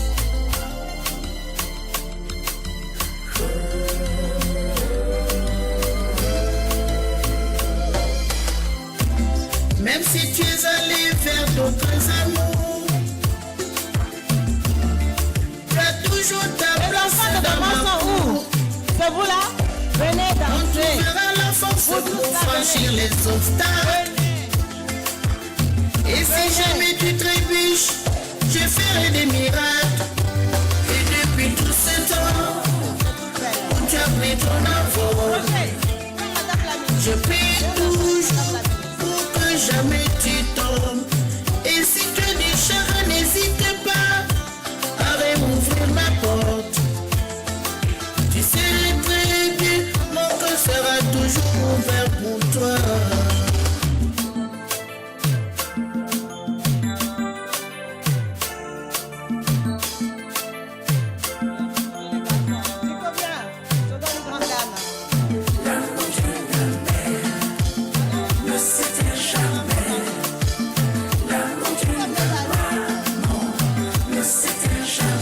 Jamais, jamais, l'amour d'une mère ne s'éteint jamais, ne s'éteint jamais, jamais, jamais. J'ai été élevé avec amour depuis le jour où tu es né. Et je t'en donnerai toujours d'aimer comme seule une mère peut aimer. L'amour d'une mère ne s'éteint jamais, ne s'éteint jamais. L'amour d'une maman ne s'éteint jamais. Même si tu voles de tes propres ailes, même si tes obligations t'appellent, ta place sera toujours dans mon cœur, car maman t'aimera toujours. L'amour d'une mère ne s'éteint jamais. Jamais, jamais. Et si la vie t'apprend des choses et que tu ne supportes pas ses coups, il faut savoir revenir en arrière, ouvrir la porte de maman. L'amour d'une mère ne s'éteint jamais, ne s'éteint jamais. L'amour d'une maman ne s'éteint jamais. Jamais, jamais.